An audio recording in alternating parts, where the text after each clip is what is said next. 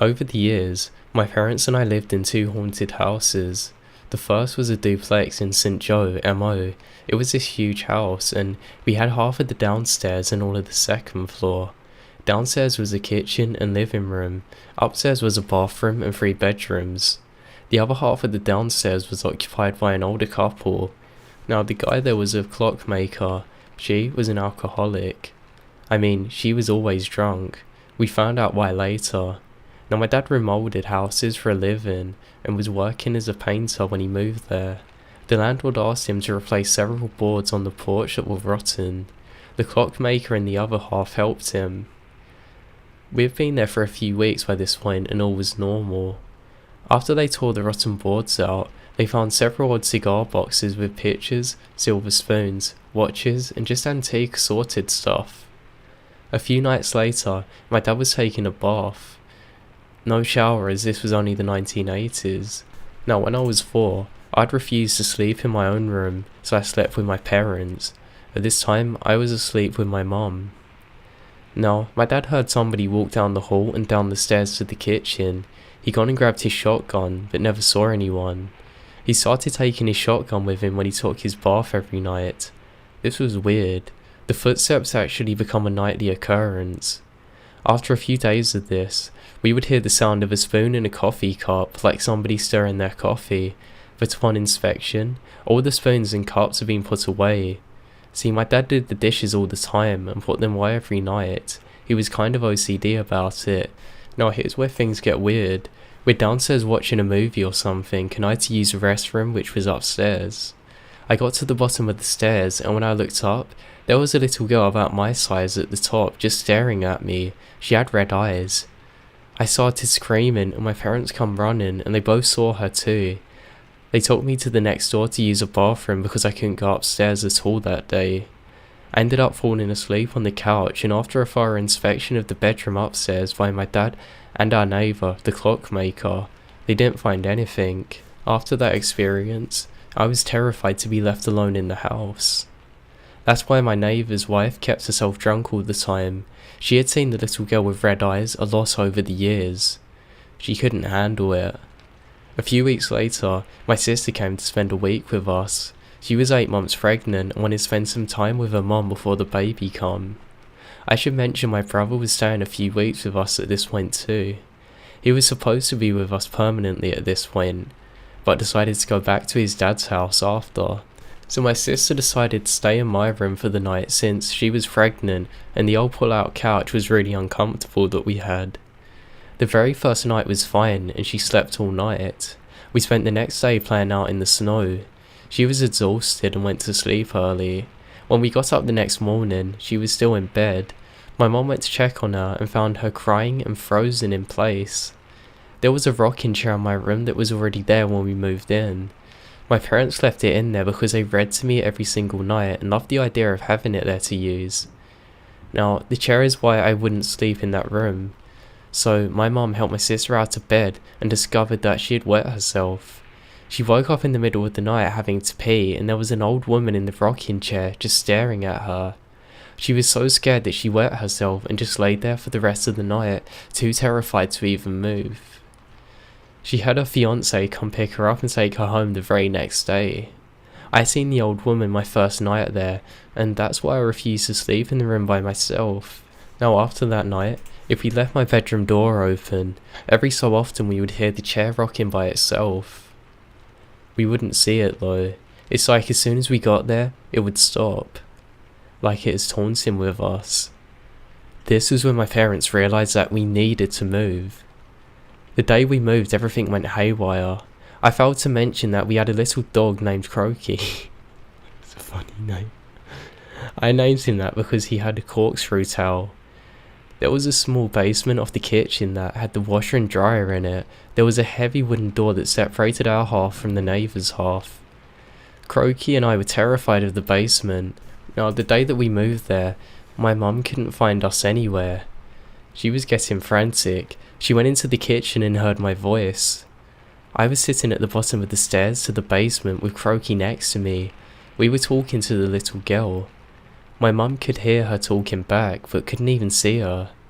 She took me and the dog across the street to the neighbours until they finished loading the moving truck. My dad had gotten one of those teenage boys from a house to come round and help with getting the washer and dryer out of the basement. When they went to pick up the washer, the guy helping my dad saw something, dropped his side and ran out of the basement. So he left a brand new washer and dryer there. The guy wouldn't tell anyone what he had seen when they finally found him again the next day. Now we later found out that a lot of people in the neighbourhood knew about that old house, and they're all terrified of it. We stayed there for 6 months and apparently that was literally the record that anybody had ever stayed there.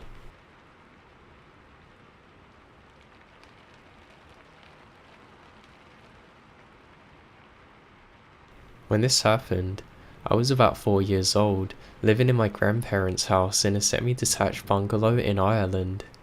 I remember going to bed and most nights, I would experience a feeling that my body was rotating or floating above the bed I was in. I remembered asking my mother if this was something that she knew about, but she never knew what I was going on about. It happened so often that I started expecting it each night. I would lay in bed and wait. Often, I'd keep my eyes open. I'd feel my body as rising and moving, often rotating, and I'd even see the ceiling move above me. This one particular night, I was sitting in my room, sitting on the couch closest to the open door in the hallway. My mother and grandfather were watching TV. I look to my left and I see a black dog. It's similar to a Labrador, but a lot larger. The dog walked down the hallway. In my excitement, I got up to follow it.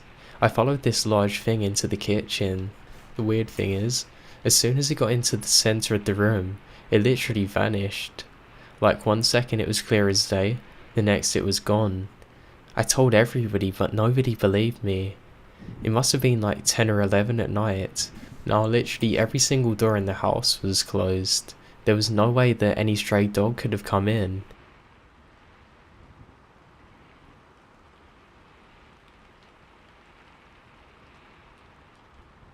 I lived in a haunted apartment. It had 2 rooms, but one of the rooms was locked. I didn't have the key, so I only had one small room as a kitchen, dining room and bedroom, and a small screened porch. There were 2 especially scary events that happened to me. One night, my girlfriend slept over. She woke up in the middle of the night and said that she saw a shadowy figure standing in the bathroom just staring at her. Now the bathroom was right across from the locked room. Another time, I was woken by the sound of the fire alarm just blaring, but when I went to unplug it, the fire alarm stopped and no other alarms were going off in the building. A lot of strange things happened here. Now, one of the more weird things was the knocking. It sounded like somebody tapping a spoon on a counter, coming from downstairs. Now, it could have been my neighbour, but I don't know why she would do it every couple of minutes for hours on end in the middle of the night. I would also hear knocking on the walls. It sounded like somebody tapping their way up the wall and then down again, almost like they were looking for something. I would also hear this weird moaning and howling that I couldn't trace anywhere. I think that's the part that scared me the most. Imagine waking up randomly in the night, hearing tapping on the walls and howling, and you have no idea where any of it's coming from. You know for a fact that it's not an animal or any of your neighbours doing it. My girlfriend stopped coming over after a few months and I couldn't stay much longer myself.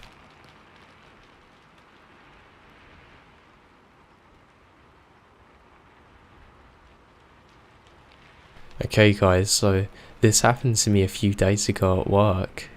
I work the night shift, 1 AM to 9 AM, at an alarm company and monitor alarms, residential and commercial, throughout the night. I work completely by myself and it's a rather small office. There's about 6 or 7 rooms, including the front desk and a conference room. So it's like every other night.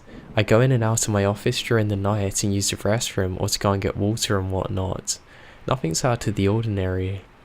A few hours later, I go to the restroom and I notice that there's a light on in the front desk. It definitely wasn't like that before. I would have seen it. Now I'm not scared easily, but that was weird. I went in, turned the light switch off, and went about my night thinking nothing of it. From inside my office, I monitor cameras to see what's going on and to make sure nobody's there. A few minutes later, I get a phone call, kind of suspicious at this time of night. I answered. Nobody spoke. I then heard something, slight movements I guess, enough to know that somebody was at the other end of the line. I said hello a few times and I didn't get an answer. I look at the number who's calling me and it says conference 1. That's conference room 1. The conference room is a few feet away from me. I hung up immediately. I look at the camera. Nothing. Literally nothing at all. The phone goes off a few more times but I don't bother answering. I go out to the conference room. Nothing. All is quiet. All is clear. I then finish my shift and go to bed for the night. I haven't started work yet since, but I'm starting to think that I have reason to be worried.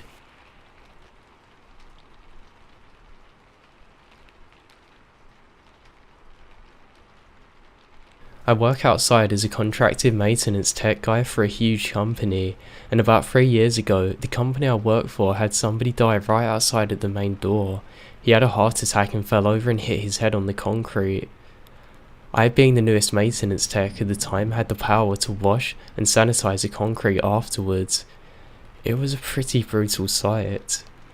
Anyhow, on to what is starting to creep me out and why I dread going to work now. It being the holidays, there's not a lot of people in the building, so it's perfect time to do some painting. Now my boss insisted I do painting overnight and stay out of the way of everybody else. Now the building itself only has emergency lights running at night, so not very much light for me. Oh well, the only people here are the security guards and there's 2 of them. Now I know these guys, they're jokers half of the time, so when they told me they don't do their night patrols at night anymore because they always get a creepy overwhelming pressure come down on them about when they get to the 4th floor, ever since that man died so suddenly. Now I figured that they're messing with me. Surely that's what they're doing. They're doing that just because I'm working on the 4th floor. Now I'm really a huge skeptic of paranormal, so when little stuff started happening I thought nothing of it. First, maybe some of my tools would be misplaced, or my work light would shut off for no reason and the door would close, and I swear I'd pop it back into place and it would open again. It was really nothing too crazy. I was able to convince myself it was just from not being used to the night shift. I started hearing typing though, as if somebody was outside the door, typing furiously on a keyboard and knocking around the areas I was working on. Sometimes I would even hear whispers that I just wouldn't know what to think of. Last night did it for me though. As I was pulling into the building, I saw a figure standing in the window at the floor that I was working on, staring down and walking away when I pulled in. I told the security guys, yeah, funny joke that you've been playing on me this week. But they insisted that they hadn't been, and even showed me the camera to show that they're in the lobby the entire time. Now this all leads me up to today. I have my night shift later on, and I can tell you that I have a really, really bad feeling about this.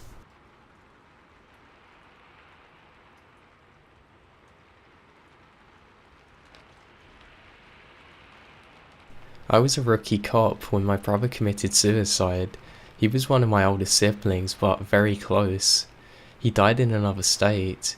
I had a lot of guilt about not recognizing the signs of his severe depression. His remains were in a bad shape by the time he was discovered, so it was a closed coffin. Really sad. So, about a week after he had passed away, I was back at work one night and my partner and I see a pimp pistol whip him one of his girls. I jumped out and the pimp sees me. We have a big chase on foot. I was running after him, gun in hand. He cuts through a narrow corridor under a building that leads into a courtyard. I had to sprint towards the middle. Right before I reach a courtyard, I hear, "It's okay," in my brother's voice. I hit the courtyard, and the guy is against the side pointing a gun at my head. He pulls the trigger and nothing happens. He pulls it again, nothing. I froze for a millisecond, and then started beating him in the head with my revolver. Till this day, I don't know why I didn't just shoot him. Anyway, I cuffed him and walked him back to the street and found my partner. I tell him about the squeezing of the trigger, but not the voice I heard. We unloaded the gun, and there's 2 bullets in there that both have strike marks on them. We then take the gun to the lab for testing, tell the tech the story. He puts the 2 bullets with strike marks on them back into the gun, fires, they test fine.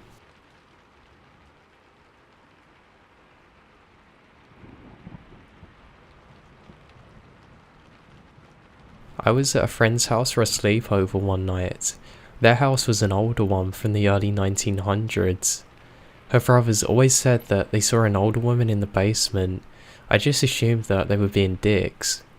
So one night, I woke up to loud talking and could hear everyone in the kitchen. I looked over where my friend was sleeping and she wasn't in her bed. I assumed that she had gone down for breakfast.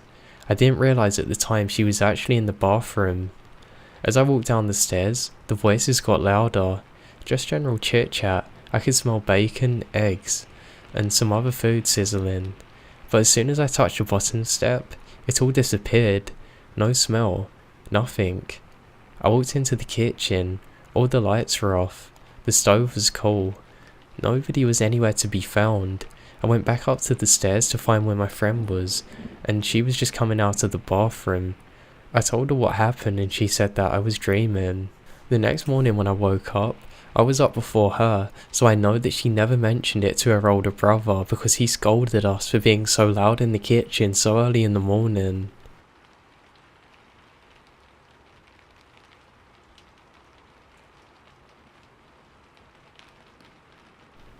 When this happened, I was about 4 years old, living in my grandparents' house in a semi-detached bungalow in Ireland. I remember going to bed and most nights, I would experience a feeling that my body was rotating or floating above the bed I was in. I remembered asking my mother if this was something that she knew about, but she never knew what I was going on about. It happened so often that I started expecting it each night. I would lay in bed and wait. Often, I'd keep my eyes open. I'd feel my body as rising and moving, often rotating, and I'd even see the ceiling move above me. This one particular night, I was sitting in my room, sitting on the couch closest to the open door in the hallway. My mother and grandfather were watching TV. I look to my left and I see a black dog. It's similar to a Labrador, but a lot larger. The dog walked down the hallway. In my excitement, I got up to follow it. I followed this large thing into the kitchen. The weird thing is, as soon as it got into the centre of the room, it literally vanished. Like 1 second it was clear as day, the next it was gone. I told everybody but nobody believed me. It must have been like 10 or 11 at night. Now literally every single door in the house was closed. There was no way that any stray dog could have come in.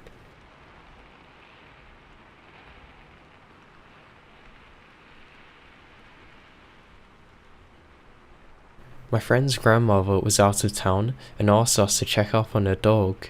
She had a really friendly old German shepherd. He would jump up and down at the door whenever you showed up, just like a puppy. Now one time that we went over, there was no dog to be found. That was a little weird. We thought nothing of it and went inside to find him. We then make it inside the house and still hear nothing. We decided to call out for Jake, but then answered with footsteps running down the stairs. We called out, assuming that there's other family members there, but got no response. We're starting to get a little freaked out.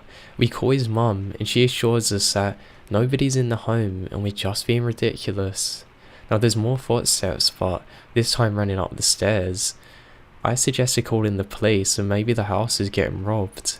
But my friend's convinced that we should check it out just to make sure. So we make our way to the stairs and hear a chime bell. My body tells me that the dog occasionally wears a bell, and it's probably him. We then make it towards the door that leads onto the stairs. There's a small bell around the handle. My friend is terrified, so am I, but I tried playing like I wasn't scared.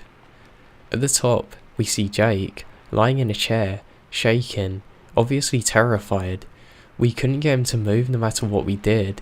He just kept staring down the stairs. Now we ended up searching the entire house, literally top from bottom, and found no one. This has been the only time in my life that I've been genuinely afraid that I was dealing with something paranormal. Now to this day, I still have no idea what the hell it was or what happened.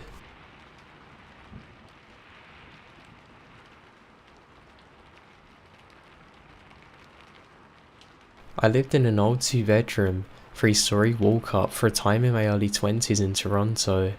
A few days after moving in with my roommate Mike, he moaned at me in the morning for banging on the wall that separates our bedrooms and pacing back and forth across the apartment at night. In the end, we agreed that he must have been dreaming it, or it was sounds from other apartments, as I'd done no such thing. We agreed that it must have been nothing and left it at that, but eventually, this became a regular occurrence. Now shortly thereafter, I started to notice at certain times in my bedroom the cloying smell of a cheap woman's perfume mixed with a musty smell. Imagine an old person's clothing left on the floor that become really damp, or maybe a litter box. Now what's even stranger is I would suddenly become filled with this really sudden and horrible sense of dread, and it would only be a few seconds before the smell would begin. Mikey flanked out and left after 4 months into our 1-year lease, which meant that I would be left with the entire rent for myself until I could find another roommate. I had decided to try and sleep in his bedroom shortly after just to see if things would work out alright. The very first night I slept in his former room, I had an incredibly detailed and realistic nightmare of myself standing in a dimly lit bathroom of the apartment cutting my own face with a large shard of glass. Soon after this, I started to hear the loud bangs at night and the flushing of toilets in the bathroom. Several times, the hot water in the bathtub turned on full blast literally in the middle of the night. One of the most scary things that happened was at 2 AM in the morning, I heard my telly switch itself on. Suddenly, I heard the sounds of Poltergeist playing at 2 AM in the morning on full blast. I couldn't get it to turn off or down. I had to take the socket out.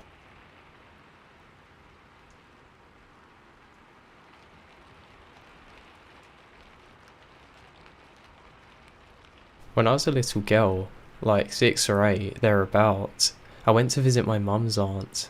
I was bored, as little girls visiting old ladies are. I had wandered up to the 2nd story by myself to go and play. There was this big balcony up there with these sliding glass doors, and these really floaty, flimsy curtains over them. I decided that it would be great fun to go and twirl around them, then walk away and let them go across my face like kids do. Now the problem is that these curtains were right above the stairs. There was no railing or anything. There was just an 8 feet drop below, straight to the concrete. Now I didn't really think about the danger during my time playing there, as I was too young to really know about it. So after a couple of goes at it, I started my twirling again, curtains over my eyes so I couldn't see anything, and started walking. I then felt a hand grab the back of my shirt, pull me back hard enough to stop me moving, felt another hand very distinctly grab at the curtain over my face and pull it back. It then showed me that I was right over the edge, about to fall off. Now, the thing is, when I turned around, I thought I was going to see my mum or auntie there. There was absolutely no one, not in the room, not near me, nothing. I screamed like a banshee and ran downstairs. That's when my mum's auntie decided to tell me that about 80 or 100 years ago, a woman died on the 2nd floor a few days before her wedding. Now she's actually been seen standing at the bottom of the stairs or sometimes at the top, where I was, and she's never hurt anyone as a spirit. I'm very thankful that she decided to save me that day, because I might not even be writing this had it not have been for her. I don't care what anybody says, I know it is her spirit that saved me.